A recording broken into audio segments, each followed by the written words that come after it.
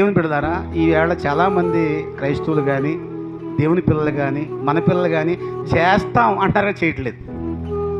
చేస్తాం, ఇది చేస్తాం, అది చేస్తాం, అదే నాన్న మీరు చెప్పింది కరెక్టే ఒప్పుకుంటాం అంటారు కానీ చేయట్లేదు. కానీ కొంతమంది చేయదని చెప్పి దూరంగా ఉన్నటువంటి వారు వచ్చి పనులు చేస్తున్నారు. దేవుని స్తోత్రం.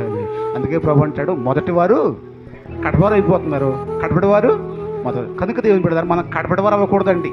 మనం కింద ఉన్నా కానీ పైన ఉండాలి. దేవుని స్తోత్రం. ప్రభు అంటే ఉన్నాడు, మిమ్మల్ని తలగా చేస్తాను కానీ తోక మిమ్మల్ని పైవారు ఉంచుతుంది కానీ కింద వారు అప్పు ఇచ్చేవారుగా చేస్తుంది కానీ అప్పు పుచ్చుకునేవారుగా నేను ఎప్పుడు నా మాట మీరు శ్రద్ధగా విన్నప్పుడు. దేవుని స్తోత్రం. ఇదే తీసుకొని 8వ అధ్యాయం చూస్తామండి.